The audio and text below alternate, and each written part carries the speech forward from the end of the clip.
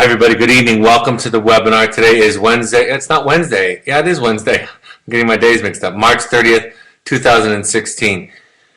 So tonight I'm going to talk about enmeshment, but I also had a visit to the field yesterday and felt like the clients. I visited an adolescent, excuse me, an adolescent boys group. And I felt a real strong connection between them and you through the webinar. So I wanted to share some of my observations. Then I'm going to go into enmeshment, but that's what I want to do tonight. I wanted to tell you that when I shared with the boys my role in the company, and first of all, many of them knew that I did what I did because they had heard from their parents. At least half of them knew me by name. And what that told me was their parents were sharing with them the lessons. Some of the boys read to me the letters that they received yesterday about the things that their parents were sharing with them, including books that they were reading, assignments that they were working on, meetings that they were attending, and doing these webinars. And I can't tell you how grateful they were for that. It wasn't in the sense of, well, they need to be doing their work and it's not my fault and it's not my problem and it's all their fault. But the way they talked about it is it said, it makes us feel good. And almost all of them talked about that to some extent. When I shared with them about the sibling webinars that we do, they were incredibly excited, and all of them said, is my brother or sister going to find out? Will you make sure to tell them? Make sure if my parents are on the webinar to tell them, to invite them. And so it was just this hunger for companionship and doing this work. So I wanted to pass that on to you. One of the observations I had, or observed, one of the observations that I had while I was out there was, as I was watching some of the reports, and we do a weekly report called a Milan report where the outgoing staff and the incoming staff share information so they share about the week. One of the things that I noticed was that as students were as staff were sharing with them the struggles that they had that week, that several of the students went into the shameful place and talked about, first of all, I want to fix it. I'm going to fix it. I'm going to do better. And part of what I ask them all to do, and I talk about this sometimes, is slow down.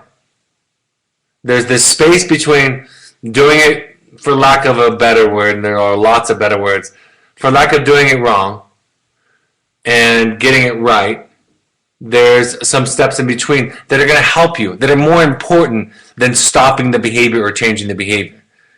And so as we talked about what they were doing throughout the week, that were their setbacks, their mistakes, the incidences that they participated in, I said, let's pause. Let's take a moment to look at why you're doing that. Where's that coming from? What's underneath that? Because if we just chop the weed off at the surface, you're still going to have it crop up somewhere else in the garden.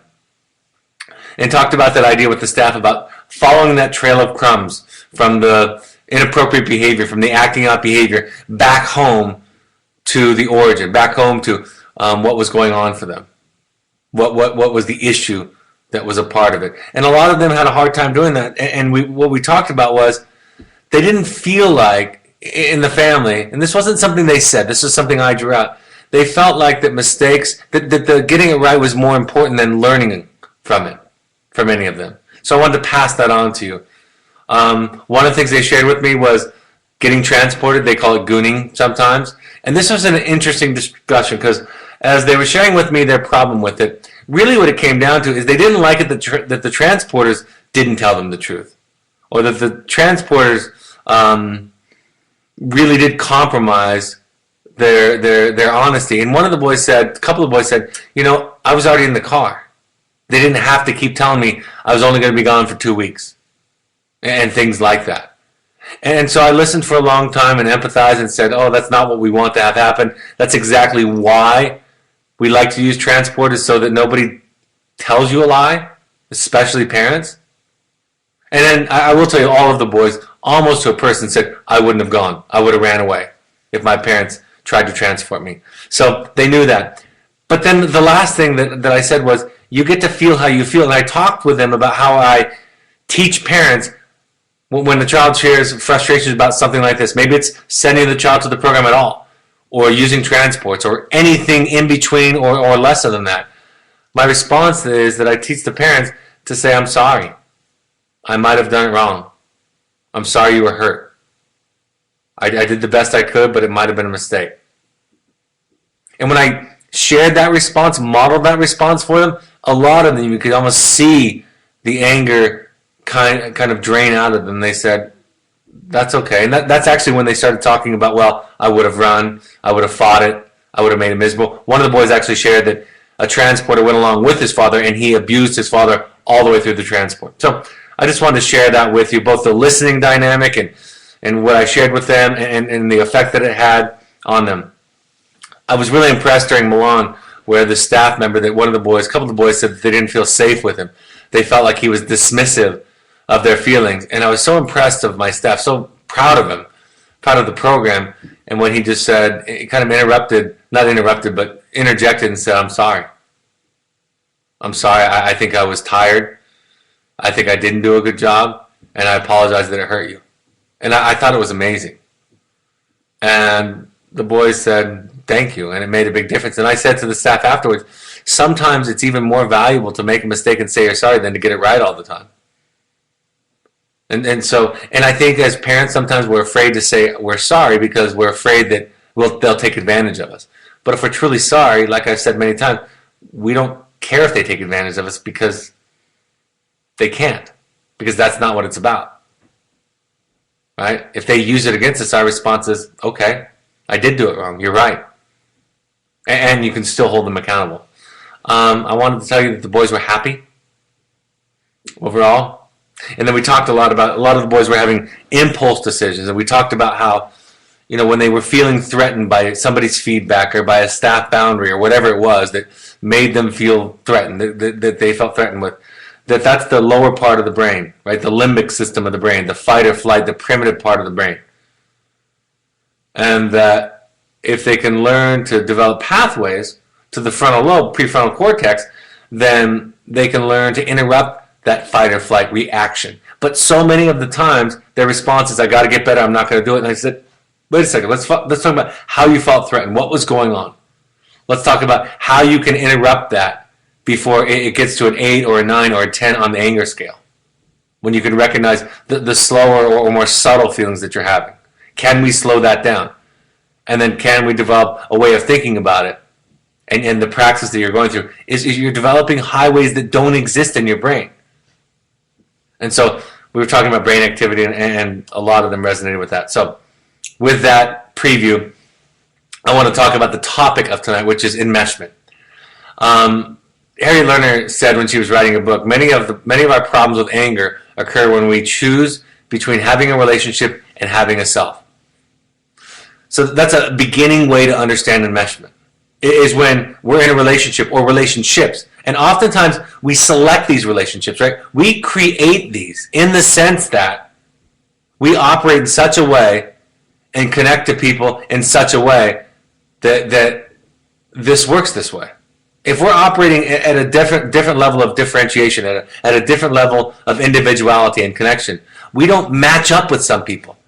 All that stuff about opposites attract, all that stuff about I'm not like my parents, this is what we know. If we could measure enmeshment on a scale from 0 to 100, 0, I'll say 100 being the most enmeshed, and 0 being the least enmeshed. What we know, what we can see, beyond the content, beyond the specifics, beyond the print of the wallpaper in the room, what we can see in that room is that people connect with people around their range of enmeshment. A 50 does not like to hang out with an 80 or vice versa. A 30 and a 50 don't get along. It doesn't make sense for each of them. And that's why sometimes when we move a couple of scales up on the enmeshment scale, some of those old relationships that we have don't work anymore. It's not about do you both like tennis. It's not about the fact that you both enjoy a specific activity, or you both enjoy reading, or you're both very educated. Those have something to do with the overall interest in activities, but it really comes down to we don't hang out with people that are too far away from where we're at. And in a family, we all kind of come into it with about the same level. Parents that are 72 and 78 don't raise 30s. It doesn't work. Parents that are 72 and 78 don't raise 98s on the scale. It might look different. It might have different clothing and costuming, have different activities, but we circle around the same level. I drew this. This is just my drawing. This is just my idea. But I had somebody today ask me about the idea about what's the difference between codependency and anxiety and enmeshment. And so I kind of drew that. There's lots of enmeshment that is not codependency. Most codependent people deal with a lot of anxiety. And enmeshment is a lot of it involves codependency. I could imagine enmeshment perhaps just theoretically that isn't codependency, but not very much, right? So that's kind of the way that I think about it. So you might find me using enmeshment, for example, in codependency, or even making reference to anxiety in very similar ways. So let's talk about two models from systems theories, family systems theory. Just so you know, there were several birthplaces for family therapy. Philadelphia, Washington, D.C., Palo Alto, California, Milan, Italy, several coming around the same time in the 70s, late 60s, early 70s. And two of these schools, one was Salvador Minuchin in Philadelphia, had an idea about how to talk about boundaries and relationships. And they had different ideas. And this is what it looked like. Salvador Minuchin said, what I want to go back and say is that before family systems theory, before family therapy was a discipline, we studied individuals. We didn't talk about the system and how it interacted necessarily, but it was just an individual inside of a system. And systems theory thought, you know, I could talk about what's happening between people. I can describe that. There's a few other differences that got added, and of course, both models are helpful, but that's the basic idea. So Salvador Minuchin out of Philadelphia said this. He said, at one end of a continuum is a rigid boundary. At another end is a diffuse boundary. Clear is something in the middle. He kind of drew them like these lines down below the red bar. And he said at one end, at the extreme, it's a disengaged relationship. You know, pulled back, not responsive, not connected, not sensitive to. At the other end is enmeshment, and somewhere in the middle is normal or ideal. Now, Murray Bowen had a different idea. Murray Bowen said, on one end of the continuum is fusion, which is the same thing as enmeshment, and cutoff, which is the same thing as disengagement, and on the other end is differentiation. And fusion and cutoff, or if he were borrowing Minuchin's terms, disengagement and enmeshment are just opposite sides of the same coin. This is why sometimes I'll talk to the students who will describe a rigid parent who will cut off quickly. And I'll say, gosh, it sounds like they're really fragile. And they'll say, well, they're not fragile, but they're really tough. They're like a stone. I said, no, they're inflexible and unable to adapt and unable to stay present. And while that might look more masculine, more tough, more aggressive, it still is fragile. It still means that they can't respond with sensitivity and compassion and stay present. One of the boys who had a blow up this week in the group that I visited had that problem. He was absolutely controlled by the staff. When the staff did something that bothered him, he had no capacity to modulate himself. And so we talked about that in his session. I said, you know, I know you don't want to feel like they're in control, but they're absolutely in control. They have perfect access to your buttons. So cutoff and fusion are the opposite of differentiation. And Bowen did talk about it on a 0 to 100 scale, and he said nobody really ever gets to 100 necessarily, but it's in that direction. So that's the way that he talked about it. So I'm going to start talking about enmeshment by talking about its opposites. Okay? The first thing that I want to say is that differentiation is about the ability to keep yourself in a relationship and maintain yourself. One of the reasons why we have our program where we have students, clients, and parents far away from each other, the benefit of that, I should say, is that sometimes the distance creates an opportunity for you to find yourself. The simplest way that I can talk about it, when I go into session with my therapist weekly, and I have a moment of insight and clarity, and I get it. Maybe I'm having a conflict or an issue with my wife around parenting.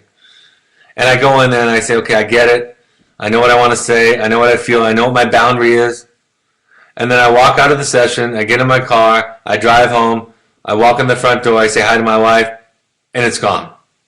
All of a sudden, these voices come in like she's going to be upset, or she's going to be sad, or she's going to be anxious. My kid, I don't know what they're going to do. I'm responsible for theirs. I'm lost. My truth is now hard to access. And so sometimes being apart helps us practice finding our authenticity. That is why the letters can be so valuable, because it's not a face-to-face real-time exchange.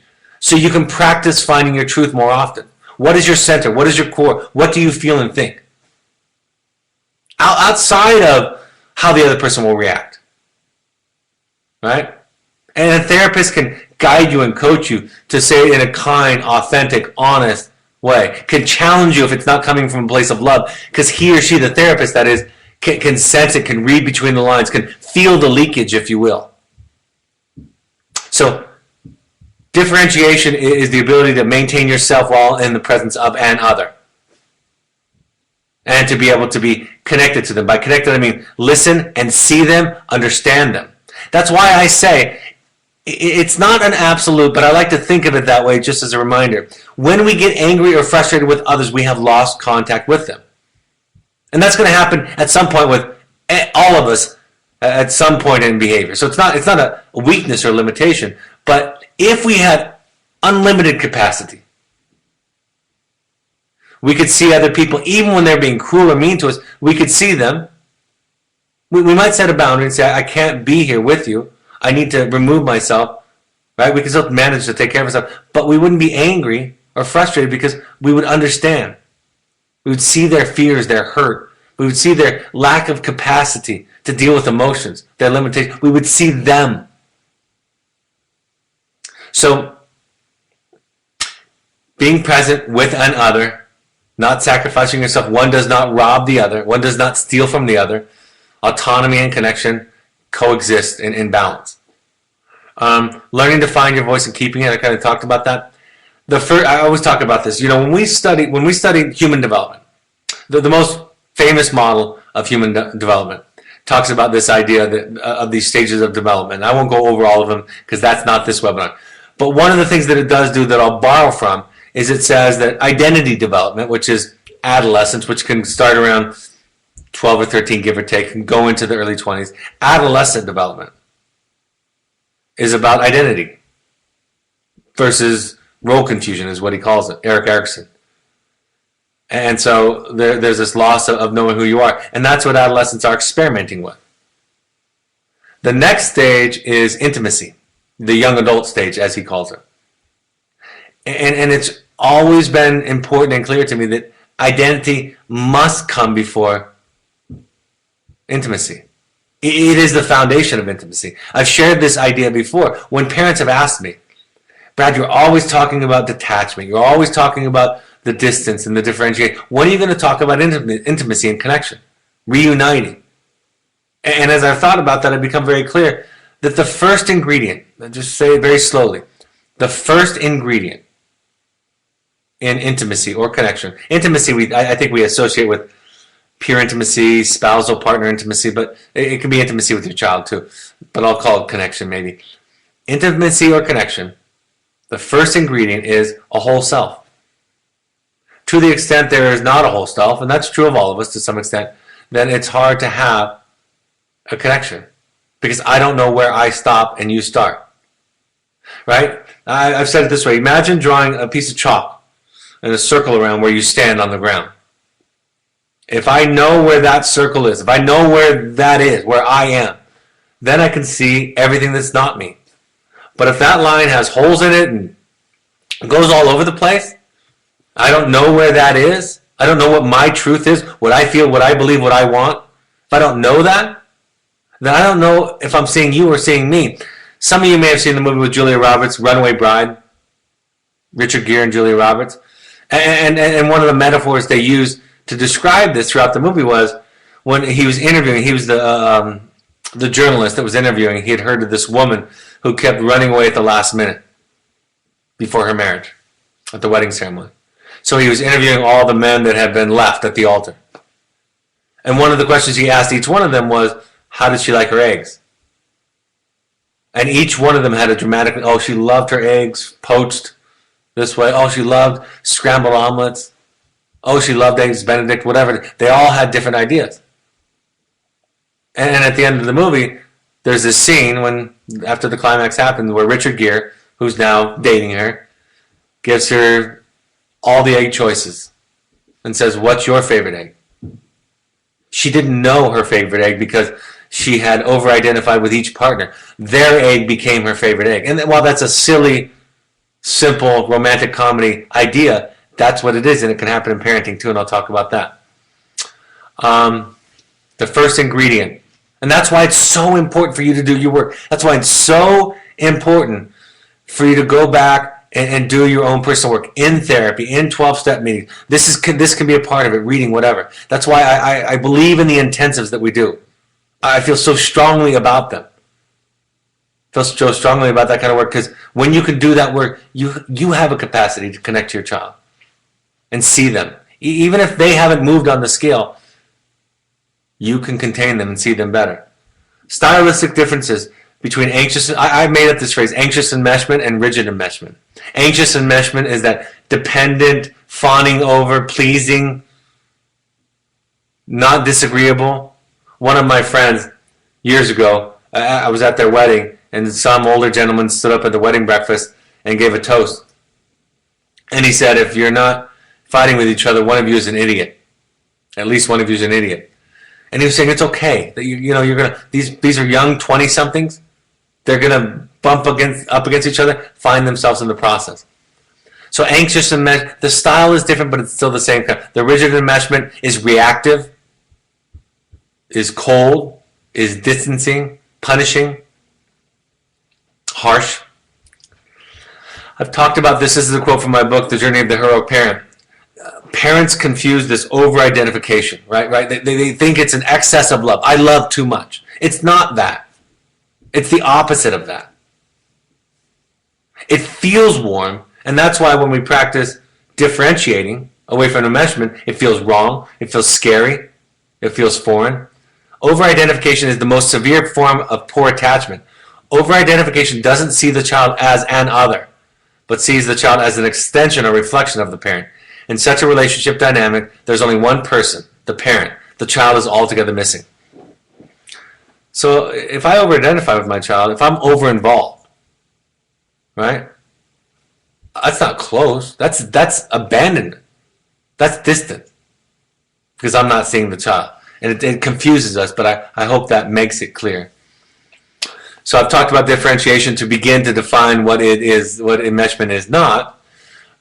This is a key principle. We confuse this all the time. To love is not to need. And I'll say this as carefully as I can. Your children don't need you to need them. They don't. I know. Even from my own childhood, my parents divorced when I was around 8. My dad became less and less involved in my life through my teen years until he became minimally to not involved at all. And so one of the things that I wanted to repair, pay attention to this, I wanted to repair in the relationship with my children was my wound. Right? I didn't see them, I saw me. And so I used to tell them when they were little, I need you. And I thought that was healthy. I thought that was an exaggerated form of love, the most love, and it's not. It's not the same thing. They need me to take care of myself. They need me to be okay. Because if I'm not okay, if I need them, then I need them to like me. I need them to love me. I need them to think I'm a great parent. I need to be a good parent. And so if I need to be a good parent, guess what happens? They have to figure out what to do with their anger at me because it's not safe. And then how are they going to grow up? I've told this story many times. When my son moved away, I was with my therapist, and I was crying and saying, I wish I don't know what words I can find to tell him as my firstborn how much I love him. And she said, well, I started to cry. She said, he knows that you love him. He already knows exactly how much you love him. And I was comforted by that. And he was moving to New York. And she said, and he needs to get as far away from you as he can. And I laughed out loud and the pain was gone. And I remembered, that's true. My need was for him to be here. Right? It's the consuming parent need. Like, I need you to fulfill my needs. But he needed to get away and grow up. And then there would be a new kind of connection. Someday my children will be married perhaps. And I won't be in the same role. But I will love them just as much, maybe even more. And so I think we get confused sometimes, and our families of origin teach us about what it means to love, and that it comes from, that needing is the highest form. It's not. They don't need that pressure. They need to know that you're going to be okay. So then they can just be a child and experiment, and your boundaries will be clear, that you'll be strong, and that you'll be grounded. They need you to take care of yourself. They don't need to do it. And by the way, they're horrible at taking care of you, and it's not their job to take care of you. And so when parents talk about their children in terms of their struggles, and they say, you know, I want them to love me like when they were little, you know, they started to disrespect me, my thought is, that's kind of the deal. You can still set boundaries. I'm not saying don't set boundaries, but the interpretation might be a little bit off. And I'm going to skip down to another bullet point because I think it's important. And I'll go back. You know the movie Inside Out? The one that won the Academy Award for Best Animation Film this year. It's a great movie. Fun movie. It's a children's movie, but it's got some great humor. There's this one scene in it where they're on the thought train inside the brain, and they spill over opinions and facts, and they get all mixed up, and one of the characters is like, I don't know what to do, they're all mixed up. And the other character says, that's okay, just put them in the same bin. People do that all the time. That's a funny part. But the part that I'm thinking of, the young girl, I think she's 11 or 12 in the movie, and the parents called her our happy girl. That was their nickname for her, our happy girl. You know, they had just moved to San Francisco from Wisconsin. She was missing home. She did a Skype session with a friend, and her friend was talking about the hockey games and the new girl on the hockey team. She went to school and got embarrassed and made fun of. A few other things had gone on, and so they're sitting at the dinner table, and their happy girl is sitting there sad. And instead of sitting with the sad girl, they wanted to change her. They wanted to be something else, which is crazy. It's really crazy. So the mom asks, you know, how you doing? How you doing? She's kind of being like a teenager, saying very little, a little bit, not disrespectful at this point, by anybody's definition, really, but not engaged. The mother gets the father's attention, and he becomes more idiotic than the mother and starts asking her, and she starts to get a little snappy. The daughter starts to get a little snappy until finally he says, where's this disrespect coming from? And I'm sitting here watching. I know it's a cartoon. And I'm thinking, that's what parents do, right? That's what we do. This is not disrespect. This is a parent's lack of empathic capacity. And given the situation the daughter's in, there's no other feeling she should have. And how can you not see that? And why is your empathic muscle broken? And I'll talk about that in just a minute. But the interpretation, your children aren't doing it to you. Even when they're doing it to you, they're not doing it to you. And the 4 Agreements by Miguel Ruiz, which we recommend to lots of our clients and students and families, he says don't take it personal because it's not about you. It's never about you. When people tell you you're great, it's not about you. When people tell you you're the worst in the world, that's not about you. When they punch you in the face, that's not about you. But because we don't have a full self, and we can't see ourselves, we think it's about us. The more we do this work, when somebody calls us the worst in the world, we can see something about them. When somebody says we're the greatest, we can see something about them. So why was their empathic muscle not working? Because they most likely didn't have empathic resonance when they were a child. Their parents didn't have the capacity to see them. And that's what's true for us. If we can be seen, then we can bring that process into our other relationships. And we can earn it. There's kind of an earned differentiation that we can develop. An earned capacity as we do this work. The more work we do, we earn it, we grow it. Going back to the bullet points right above, praise is not a need. I had that as in the Inside Out, she was praised for being the happy one, which is just as crazy as being the smart one, just as crazy as being the talented one, the cute one. That's not a self. That's a tiny piece of a self. Being happy is one tiny piece. Being a great singer is a tiny piece. Being really good at math is a tiny piece. And children easily confuse all of that praise with affection and love, and it's not the same thing. That's why so many times when we start to coach parents and children do amazing things, the response is, wow, how'd that feel? What was that like? It seems like you can be proud of yourself. It seems like you worked hard on that. When I was sharing this idea with a young adult who had a ton of shame about the things he had done as a drug addict, young adult child, and I was saying, I don't even have the inclination to be proud of my children or to be disappointed in them. I suppose it can happen. It hasn't happened in a long time either way. And he looked at me, looked up after because he'd been looking down. I said, nobody's like you. Wouldn't you be proud if your daughter got into Harvard? And I thought, not if I'm grounded. I don't think I would. I'd be happy for her if she worked hard for it. I'd be curious about what that meant, and I'd congratulate her on her hard work and all that that represented, but not when I'm grounded, no. It doesn't matter to me. It's not my life. It's not my truth. I don't know her truth. I barely know my own. How could I possibly assume to know hers? And so it's our job to support them on their journey, not be on it with them. It's our job to be on our journey. And if we do this right, we get to stay connected to them while they're on their journey. We get to be a part of it in the sense that they want to be with us. They want to spend holidays with us. They want to see us. They want to share problems with us because we don't fix it. We don't make it right. It doesn't make us anxious.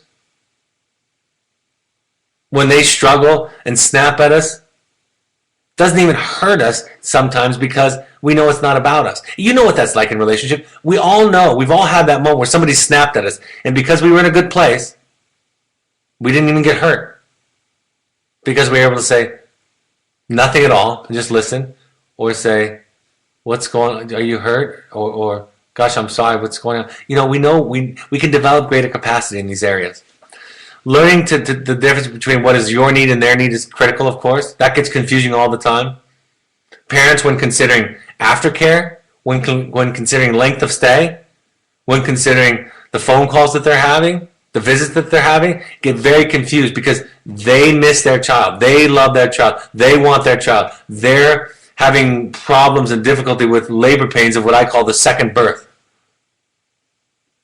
That's what adolescence is, right? It's the pulling away. It's the second birth. And so when we go through those labor pains and we struggle with that, we get confused about what they need and what we need. And sometimes they can play off of that, right? Sometimes they can play off of that. That's why it's important for us to be more clear, because they'll tell us things that we want to hear. Gosh, I want to come home too, Mom, Dad. I want to have a phone call this week too. And so we think, well, gosh, it is their need. It's not necessarily their need. It's their want. But we don't take the adolescents. Maybe young adults, of course, have a different level of autonomy. Of course, legally they do. But we don't take the want at face value. We listen to it. That's why parents say, don't we ask them what they want? I say, absolutely. And that tells us something about them. We learn about them when they share their wants. But we don't take it at face value. And it doesn't become an equal vote in the decision-making process. Right? So learning your need and their need. Again, it all is really, it's all really dependent on our capacity to first know ourselves. That's the first place to go to that. You know, I'm going to go off script a little bit. Another thing. Parents say to me all the time, well, I know my child best. And my thought is, what makes you think that? You know, sometimes parents know their children well, but that's not my experience. Here's what the difference is. I love my children more than you could ever love my children. More than any therapist could ever love my children. Nobody's going to win. Their mother is going to come in a tie. But nobody's going to love them more. But people might know them better, for sure. You know when you're in the forest, it's hard to see the trees. You know when you're in water, it's hard to find it. It's hard to discover it. So don't mix up loving them the most with knowing them the most. That's why other professionals, even other parents at parent support groups or other parents at Al-Anon or CODA, peers that we trust, not just a random person, because that's not the same thing, but someone that's in a mentor role with us can help us, right? Can help us figure out and say, teach us how to see better, how to hear better. Objectifying is this idea of turning our child into a reflection of ourselves. Every one of us does it. Every one of us on this webinar does it. I was just talking with a family the other day, and the boy has some gender fluidity. And he started off with saying, you told me not to paint my nails, not to do this at our family reunion, and you're not allowing me to be me. And the parents were pretty progressive and had to pause, had never admitted it to this point, I don't think, to their son, and said, yeah, that was our problem, not yours. And we did put it on you. We did ask you to be something else so that we could feel comfortable. Or when we tell our children went to Harvard. My son got into a scholarship at the Art Institute of Chicago. My daughter's in community college. My son's in wilderness. My son's in a rehab. It's okay, we struggle with that. And so part of this work, part of the way that our wonderful children stretch us is they ask us to confront all of our stuff around image and ego, because we all have it. And they have a sense that we're a reflection, that we turn them into a mirror.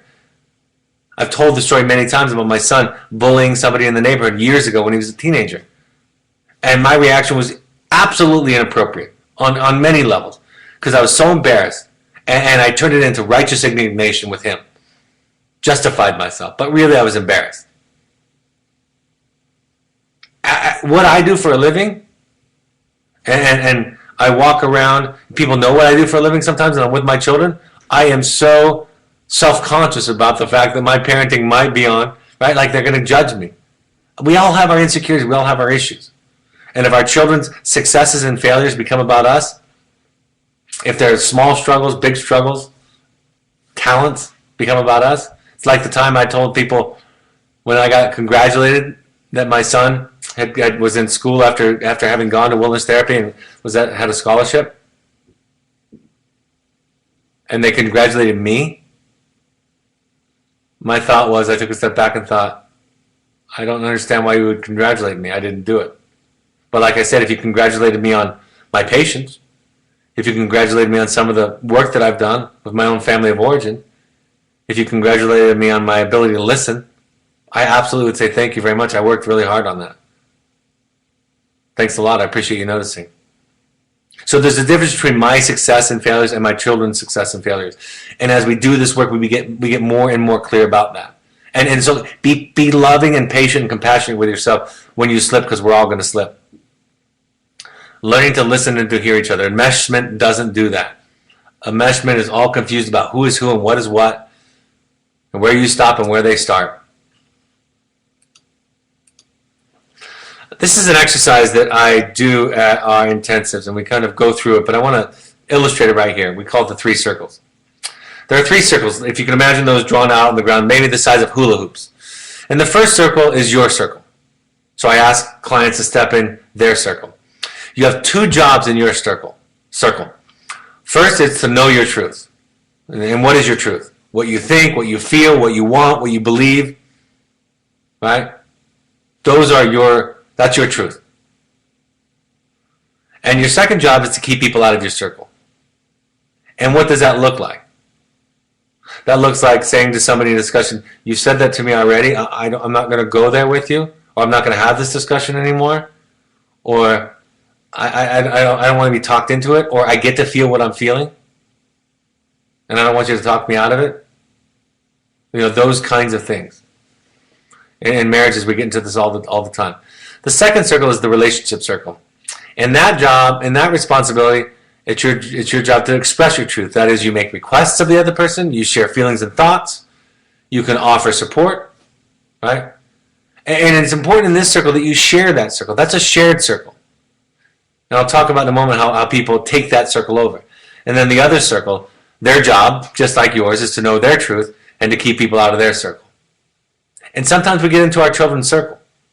We try to convince them of our truth instead of set our boundary. I'm going to say that again because that's it. That's the difference. We try to convince our children of our truth instead of setting our boundaries.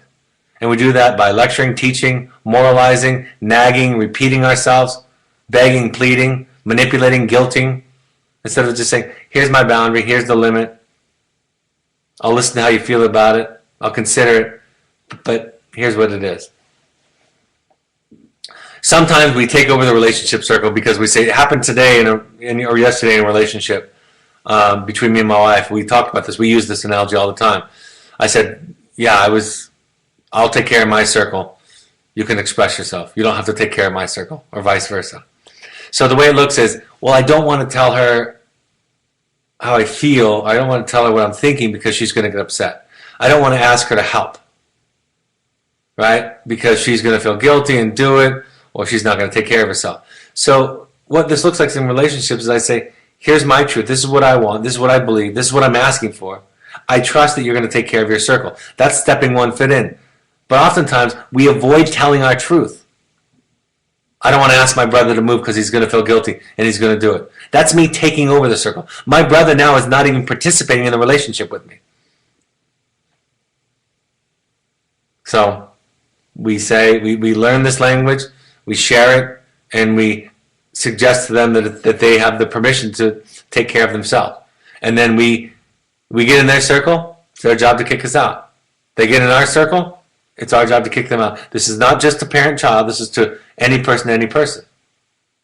You've repeated yourself several times to me, so I don't know what you're trying to do because I think I've heard you, and it feels like maybe you want me to believe what you believe, but I don't. I'm not going to do that. Right? So it's a good analogy. We codependents allow our empathy to rob us of our boundaries. Many of us have felt so unheard in our lives that we try to heal that wound that we project onto others. We project that wound that we have had onto others, and we overcompensate, and we understand, and our understanding prevents us. We feel too much fear at setting a boundary because we think that person is going to experience the same pain that we did. And Siegel and Hartz will say it this way: when parents understand that they can let their children have and express their desires without having to fulfill them, it frees the parent to make a connection to the child's experience without having to deny their feelings. If you want copies of these slides, please email us at webinar@drbradreed.com, or if you're on the parent portal, you can always go there. That's a great quote, and I spelled Daniel Siegel's name wrong. But that's an amazing, amazing idea, right? When parents understand that they can let their children have and express their desires without having to fulfill them, it frees the parent up to make a connection, to experience the child, to connection to the child's experience without having to deny their feelings. I butchered that, but you can read. I'll tell you what it does for the child. It is liberating. While they will use this against us in their youth, as they grow older and older, it's exhausting. It is smothering. It is erasing. It is miserable to have a parent who can't tolerate your feelings and feels like every time you share it, it has to be fixed or given into because of that parent's anxiety, inability, lack of sense of self. So, this is important. Yes, people in our lives might use this against us at times, but overall, it is not a sustainable aspect of a relationship for somebody not allowed to have their feelings and feel like you have to do something about it. And being held hostage by your guilt. Further with Harriet Lerner. No matter how long I'm in therapy, I'm still going to feel guilty if I say no to my father. An adult woman was saying in a story. But if I keep saying yes, I'm going to feel angry. So, if I'm going to change, I guess I'll just have to learn to live with some guilt for a while. That's the way out. That's why I'm so down on guilt. That's why I'm so sick and tired of pop psychologists saying that there's healthy guilt. How do you know? Right? How do you know that it's healthy guilt? Your dad says, I'm worried about you smoking Marijuana, I love you, please don't do it. How do you know the difference between that and when your 17-year-old boyfriend says, please have sex, I love you, if you cared about me, you would do it? Or when you're 35 years old and your mother says, I wish you would come to church with me, my church, not your church, my church. And if you know, I care about you and I love you, please do it. You're killing me. It breaks my heart. How do you know? You don't is the answer. Because you've been hardwired. This is enmeshment. You've been hardwired to believe that somebody else's feelings are about you. That when mom and dad are upset, it's my fault. When mom and dad are happy, it's my fault. When mom and dad are proud, it's my fault. And why do I think that? Because they told me that. And why did they tell me that? Because their parents told them that. Because they were raised by their parents to think that their parents' upsetness or happiness or being pleased or disappointed or sad or discouraged or worried was about them. And it wasn't always. It wasn't necessarily at all about them, ever. It can inform you, you can listen, but that's not how we parent, folks. That's not it. This is different. This is not pop psychology. This is real psychology. This is not our instinct necessarily. This is not what they're going to talk about on Dr. Phil. This is real psychology. This is real developmental psychology. Ideally, we don't parent by telling our children how we feel so they'll change our behaviors to make us feel differently. We then hardwire them to have no sense of who they are, separate from another individual. They become susceptible to peer pressure, don't know who they are. We set boundaries, we set limits, we have consequences. We can share our feelings, but we're very clear to own them as ours. We're very clear to be responsible for going to take care of them. That if we have a lack of serenity, a lack of peace, a lack of happiness, that's my fault, not yours. That's my responsibility to fix. It might be hard. Our children are difficult. Our children ask a lot of us. Some of your children are requiring a great deal of growth and stretching you, no doubt about it. They are addicts. They are cutting themselves. They're doing harmful things. They do crazy things. But they're going to get free of us one way or the other. I have a little bit of passion about it. We codependents resent other people instead of becoming clear about our own boundary issues. That's kind of like it's like this quote. This is another Dance of Anger, Harriet Lerner. Favorite book on boundaries, the Dance of Anger. Anger is a tool for change only when it challenges us to become less of an expert on others and more of an expert on ourselves. So if you're feeling resentful or angry, guess what? You got a problem. I know that. I read this, felt so convicted. And I love to be resentful. I love to be the victim. I love to talk about how everybody else is not like me. I would never treat me that way. I would never treat you that way. I don't do that to you. Well, guess what? It's my job to take care of me, not theirs. So, we codependents resent instead of becoming more clear about our own boundaries issues. We refuse to set boundaries, and then we resent others for not respecting us. We do everything but set a boundary. We beg, we plead, we lecture, we whine, we yell, we threaten, we debate, we guilt the other person, we hope, we cut off, we do everything in the world except for set a boundary. Why? Because it's terrifying. Why? Because we are then told we are selfish. We believe we are selfish. We were told we were selfish when we were children. When we exceeded our parents' capacity to be empathic and contain us, they told us we were selfish to get us back in line. And so when people in our lives tell us that, we believe it. We don't know the difference. We don't know the wiring, if you will.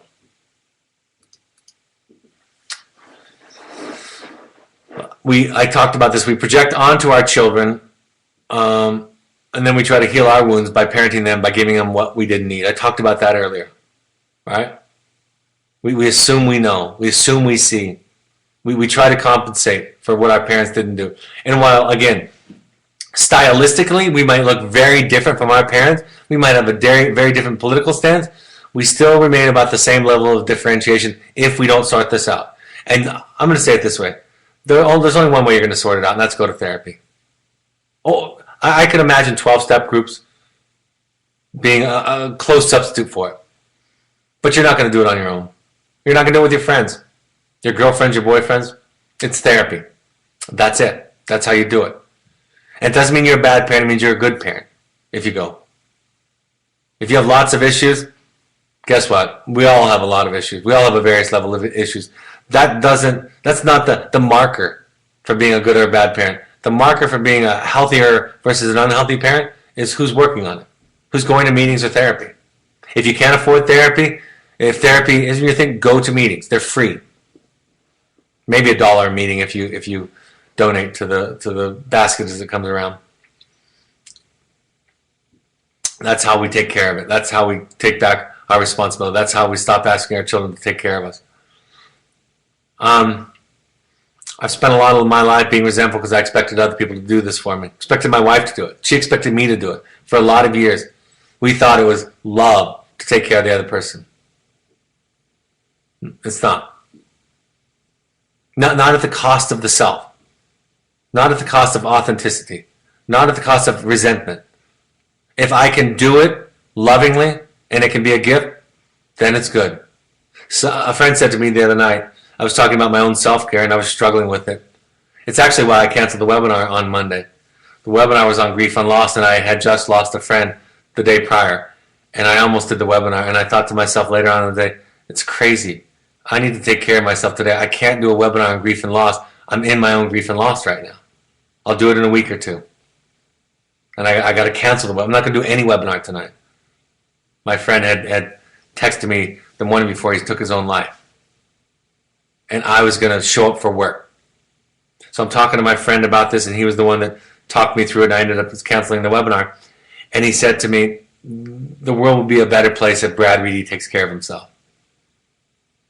That doesn't mean I become self-centered and selfish. It means that I take care of myself so I can take care of all of you. Because if I don't take care of myself, I can't do any of these webinars. I can't go out to the field. I can't be there for my wife and my children. If my belly is empty, I will starve to death. And I'm not selfish for taking care of myself. And it's not exclusive of taking care of others. If I take care of others, expecting that I'll magically be taken care of, or that experience will make me feel good about myself, and that will be enough, guess what? I'm not taking care of you. I'm taking care of me. In fact, I need you to be happy and grateful. I need you to like it. I need you to think I'm a good guy. I need you to reciprocate. Then I need other people in the world to magically show up and do for me what I just did for you. Either you, because it's a secret exchange that I haven't told you about, it's a gift with strings attached, or others. And then I end up at home whining that nobody's doing for me what I do for everybody else. So that's all these are my battles. Do for others and hope they will reciprocate. I've said that a few times. So here's the take home. When you set boundaries, your loved ones are going to unconsciously, sometimes consciously, tell you to change back. Prepare for it. You're not going to be...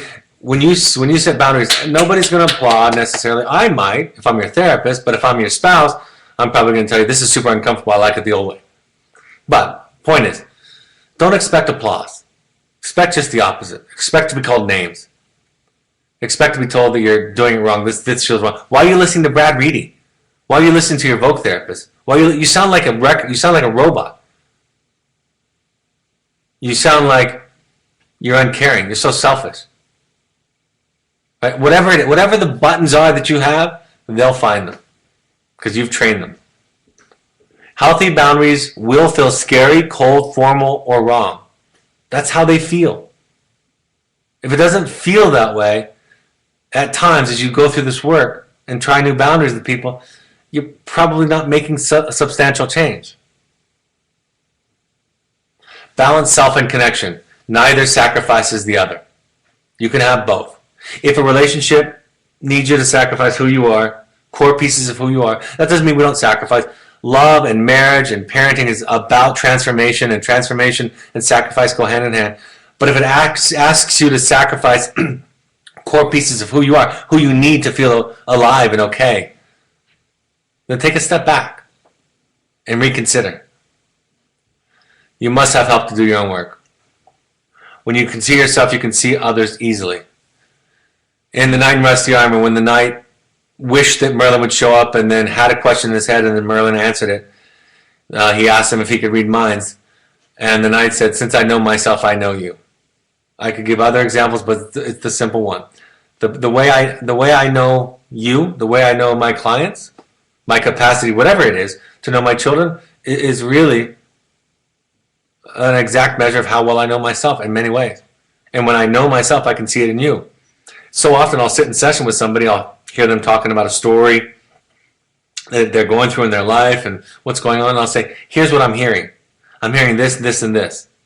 And I see you kind of explaining yourself in this way. I think that tells me, what that tells me is that maybe you think I needed to be this way. I had a client say to me today, the client said to me, oh, I'm sorry, I'm off topic. And I said, this is a small thing, but what do you mean off topic? I don't need you to be on topic. This is not my therapy session. You get to show up any way you want. You could sit there here the whole time in the session texting if you wanted to. You could sit here reciting the alphabet in Hebrew if you wanted to. But what I was illustrating, and it was, of course, I know her and there were other things, is that there's more. That's what her context taught her. That when she didn't show up according to their truth, she was wrong. And she was too big. You know, when I was a little kid, my mother used to say, Brad, you're being melodramatic, or you're being this or that. But melodramatic was a word. And I was confused and hurt and frustrated and ashamed of that. And my mother said to me, and some of you have heard me tell you this, my mother said to me a year ago, she had this head injury and it turned her into a little child. She fell down, hit her head, was in a coma for 13 days, and then all of her guile, all of her pretense went away. It's like the movie Finding Henry with Harrison Ford. She became like this little child. And so I'm driving her back to the airport after a visit to my house, and she said to me, you were too big for me. I'm sorry.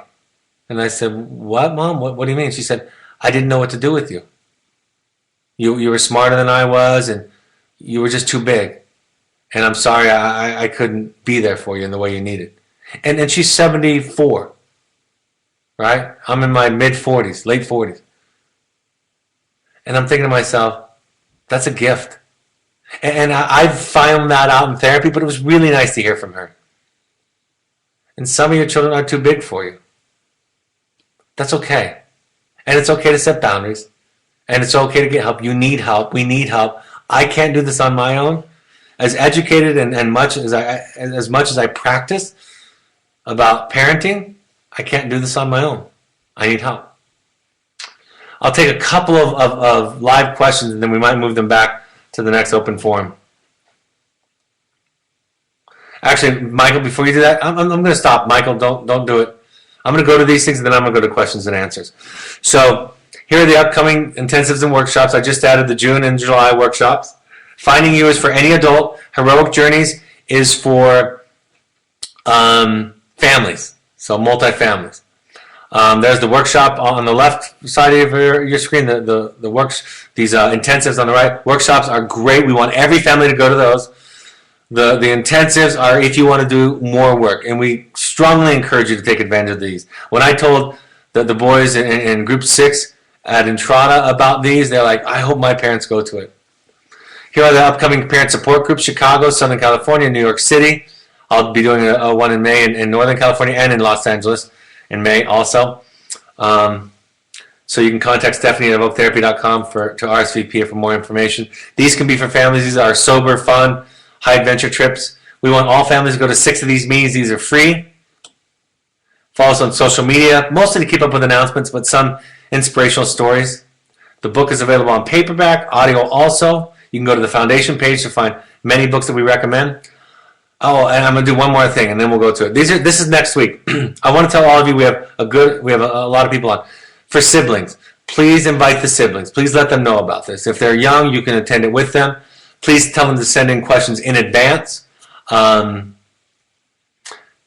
things happen. Number 1, I get to respond to them and make some connection for them between their brother or sister and them. I'm that conduit for them. They can ask me direct questions. I can answer. I can respond to them. Another thing that I do is I model for you all about how to respond to some of the difficult things that they say to you. And then the next night, I put them on the same page because we won't have enough time to give as much notice as we would like. The next night, I'm going to do the one on grief and loss. All right, folks. Any questions? I have time for a couple.